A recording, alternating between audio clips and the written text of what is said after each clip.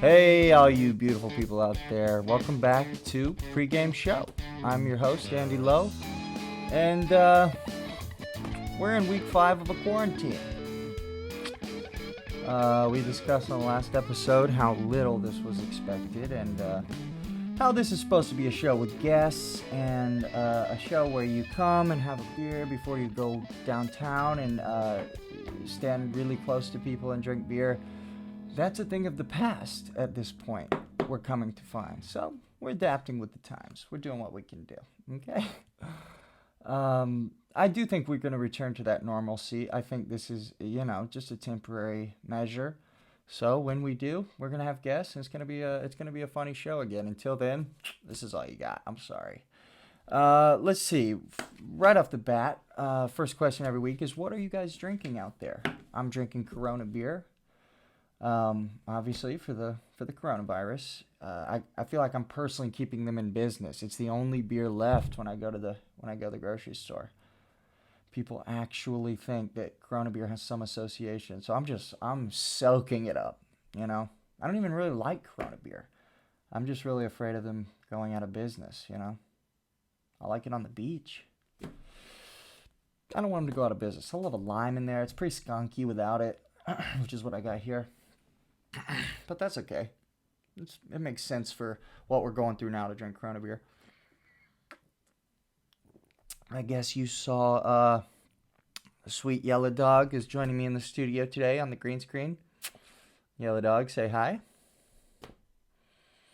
Nah, she can't speak English.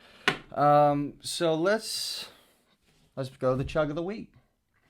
I'm a little bit nervous about this. I'm going to be honest with you. These are not my first 2 beers of the night, so this one is daunting, but we are chugging it nonetheless. I want you to chug with me if you've got a beer full, ready, 12-ouncer, and I want you to write in and let me know how bad you beat me and how horrible at this I am. I know. I'm trying to get better. Let's do it. Ready?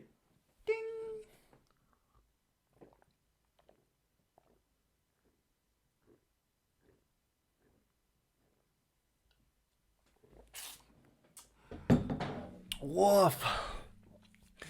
Whew. That Corona needs some lime. Oh, is the best way I could put it. Oh.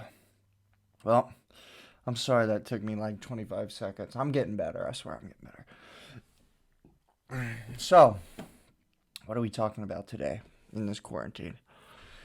Well, right off the bat, we're now on April 9th or 10th, I don't know what day it is, 2020.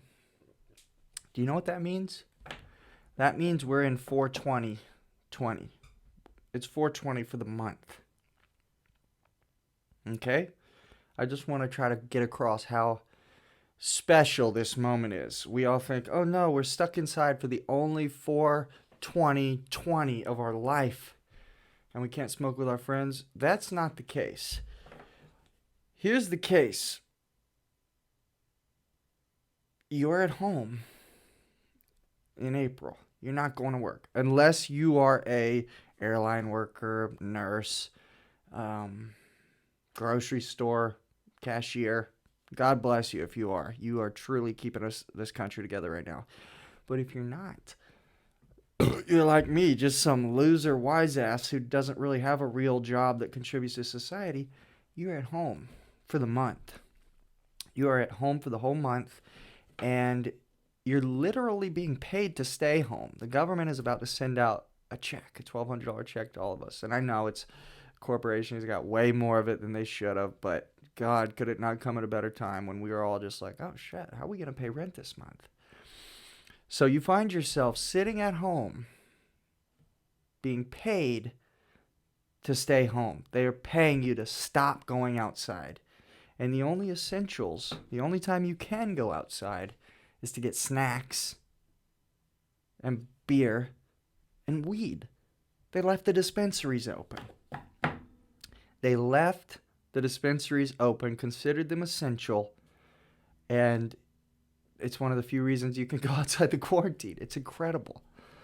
It's incredible. I think they did that because a lot of people would be going crazy right now without a little something, without a little something to puff on. And by the way, if you're somebody who has a serious, genuine stigma against weed, you're probably between the ages of 45 and 55, and the propaganda was just, oh man, it was aimed at you. It was aimed at you, and it worked. Because the thing is, all teenagers smoke weed. All 20 somethings and 30 somethings smoke weed. And now, recently, since it's become legalized in a ton of states, 65 and ups smoke the most weed out of all of us. Okay? So your parents are smoking weed, your kids are smoking weed, and you're just a middle generation like dying on that hill. Stop. This might be the end of the world. Stop. If you're in a place where it's illegal, I'm not saying go out and break the law. But if you're in a place where it's legal as drinking, stop. That's enough. And you know what? I think a little puff might chill you out. I don't know. That's just me. I'm sorry.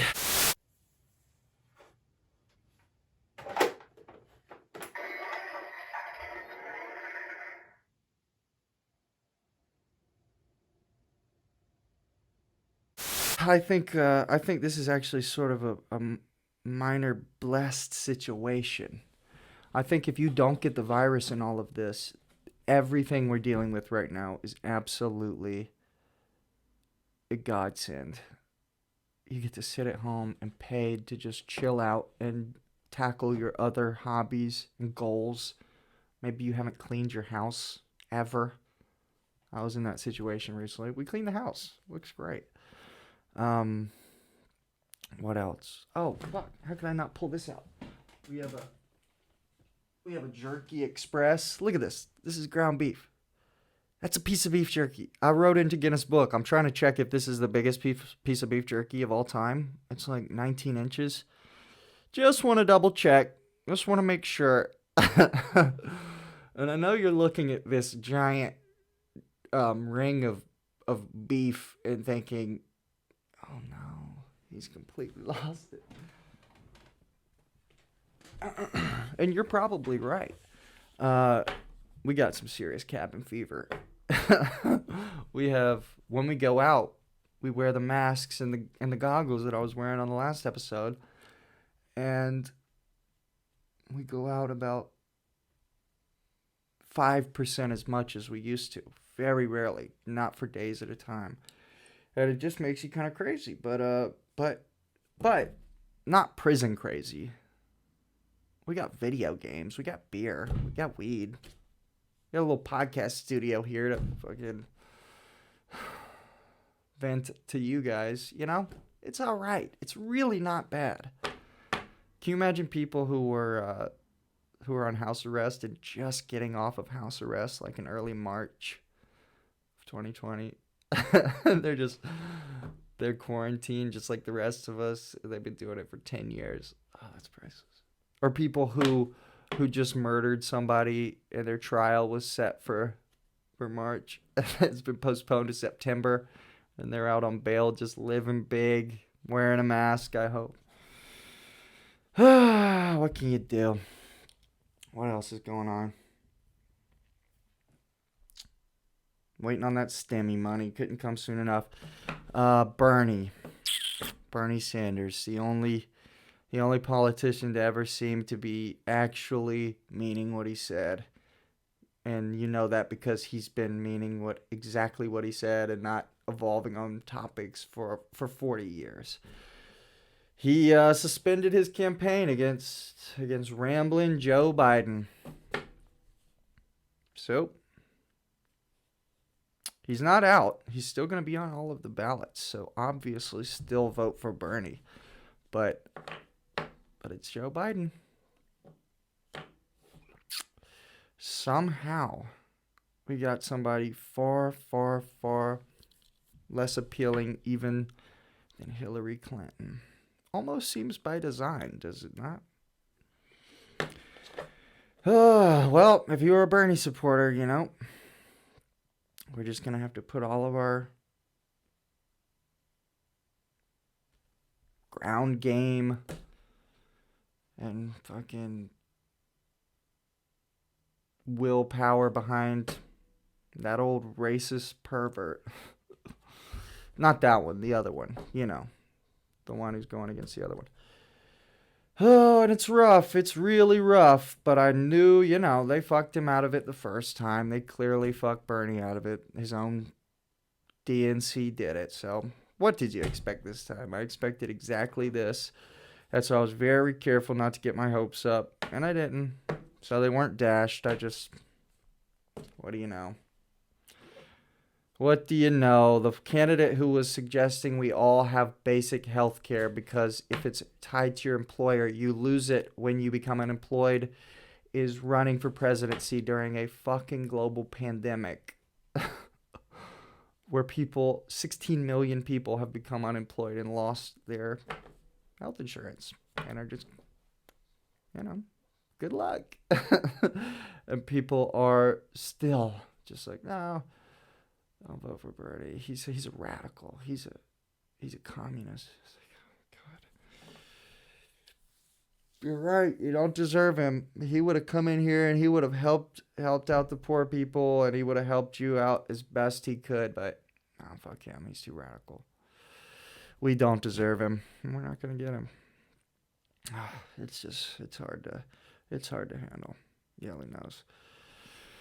Okay, so now that we're past that, I'm really bummed out about the Bernie news, but let's move past it. Let me have a sip of this, actually.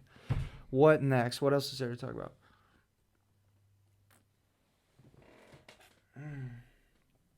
Ooh. I got some more write-in advice this week. Somebody wrote in.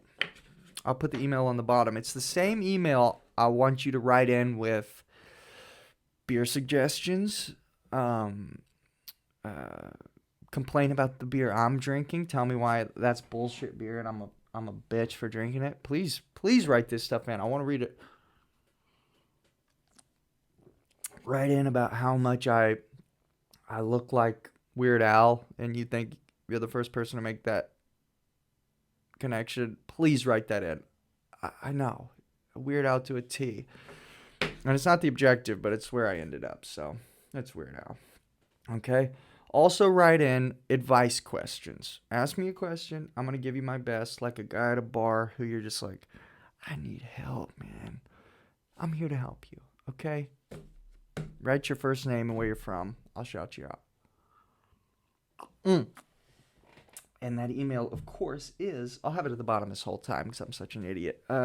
Pre-game show beer at gmail.com. Pre-gameshowbeer at gmail.com. So, yeah, write in and let me know what you think. Ask me some questions. Let's talk beer. I'll feature you on the show. Let's do it. If you own a brewery or your friend owns a type of beer, write in what it is. I'll buy a 6-pack. I'll feature it on the show. Okay? We're a community. Let's be friendly. All right.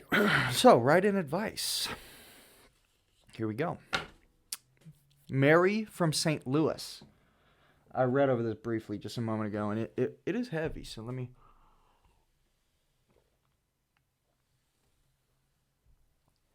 kind of get ready for this. All right. Mary from St. Louis. Mary writes, Hi, Andy. So I just entered adulthood, and I'm in my first healthy relationship. That's great. I've been with this guy for over 2 years, but I'm confused what to do. Here's why. I had a dream that a guy showed me a kind of love and affection, and I adored him. And I don't know why, but it has made me doubt my relationship. Oh, God. I've never been the cheating type. I've been committed to this guy since day one, but it feels like things are drifting. And this dream was a sign, like telling me to take another path. What should I do? Thank you. Love the podcast, Mary from St. Louis. Ooh, Mary. That is a weird question. But I'm going to be honest. I've dealt with this. And I appreciate you being vulnerable and writing into the podcast to ask. It really depends. It depends on how much weight you put into dreams. I mean, what are dreams? Dreams are just regurgitations of our very recent memory, our short-term memory mixed with hormones and different brain chemicals firing while we're asleep. It's interesting to ponder if they actually have some sort of meaning, like something is running them to tell us something while we sleep. You'd probably have to be a little religious to think something like that, or think we're in a simulation or something, like somebody's in. But, honestly, I think dreams, I have one every night. Some hot girl, something happens. Oh no, where'd she go? And I wake up. That girl doesn't exist. Okay? It's just a fantasy. It's literally a fantasy. Um, you know, Am I just scrolling through what it wants while it can, while you're completely deactivated, while you're just turned off? I wouldn't, I'm suggesting this is why you should leave your boyfriend of 2 years. That sounds, that's borderline crazy. And here's why. You said you've been drifting. Now, did the drifting start because of the dream? But it feels like things are drifting, and this dream was a sign. Okay, so the dream came after the drifting. Honestly, this guy from the dream who showed you a kind of love and affection and you adored, I think that's just what you're looking for, and I'm not sure this guy knows that for sure. Maybe you should sit down and have a conversation about what you want from this relationship, and talk about, you like to be, maybe you're somebody who likes compliments, or needs compliments, or gifts, or really nice dinner dates a couple times a week or something. He needs to know that, and he's not, to just expect him to intuit it from your personality is almost unfair. I think you should sit down. I think you should explain the dream, and I think you should let him know what he's dealing with in terms of somebody who's making relationship decision based on dreams. I think to a lot of people that would be considered a red flag, because let's be real, that isn't reality. It's like making relationship decisions based off of a television show you saw. That's almost more real than a dream, because somebody wrote that with a purpose and a message to make you feel a way. A dream is it's just your brain just, oh my God, just doing whatever it can. We don't know what dreams are. I don't think you should be. No, I'm sorry to turn the corner on this. Do not be putting weight into a dream. Come on, this isn't a dream like you want to be. You want to be somebody who flies fighter jets. This is a dream you had one night. I know it's already starting to fade. I've had these kind of crazy dreams where you're just like, oh my God, it was so real. Where is that person? And then by like 6 o'clock that night, you're like, what was that dream? Please do not put any weight into this. Stop. If he's not the right guy for you and you're drifting away, that's another story. If he's just not the right guy, don't bring that up with opening with the dream aspect. If I'm being perfectly honest, if I were you, I would not ever talk about the dream to him, because it's going to be, I don't know. I'm just talking from experience. If a girl told me, I had a dream and this guy I really love, and I love him so much more than you, and he was way better, because I mean, what was it? Was it like you were just in Greece or something and eating chocolate and champagne and I don't know. I didn't see the dream, but either way, it's just like that guy isn't real. You could probably find an older gentleman who will treat you that way and has the money to. But the one in the dream is not real. This is a figment of your imagination. So you need to consider that when you're making relationship decisions. Uh, so, you know, I would, what's your next move? You go to him, you tell him, I'm feeling unfulfilled. I feel like I always wanted to be adored. I always wanted to have somebody who seemed head over heels for me, and I don't feel you're that way. And hear his response. Hear it thoughtfully. Maybe he's very distracted by work or school or, oh, I don't know, a virus pandemic that could be the end of the world. I don't know. But I think you should hear him out, and I think you should not make serious relationship decisions based on dreams you had. It's just the dumbest shit I can think of. But thank you for writing in, Mary from St. Louis, big friend of the show, and if you're ever in Southern California, we'll have you on. Please come by if the pandemic's over. Otherwise, redact that offer. All right. So what else we got?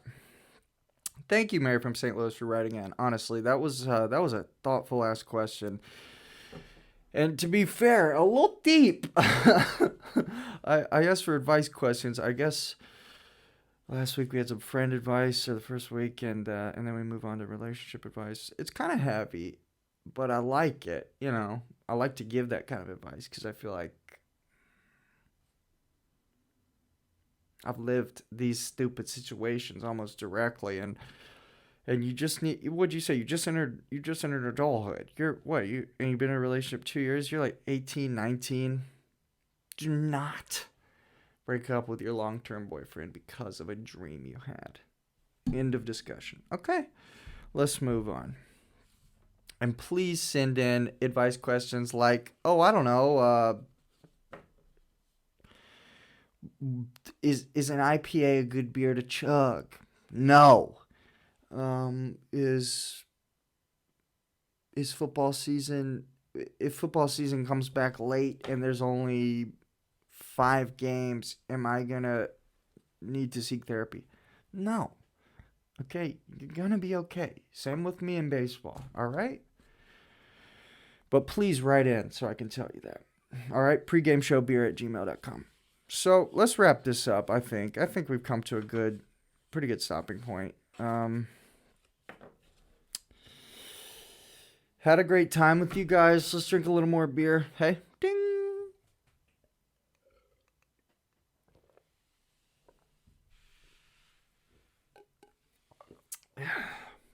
Let's check in one last time with the Yellow Dog. Yellow Dog, say goodbye to the beautiful people.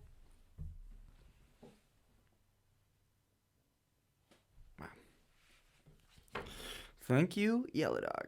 All right, guys. This has been Pregame Show Quarantine Edition. Like I said, we hope to have guests in the future when the social distancing laws are lifted or whatever the fuck's going on. But we're doing what we can in the meantime. And I really appreciate you for tuning in.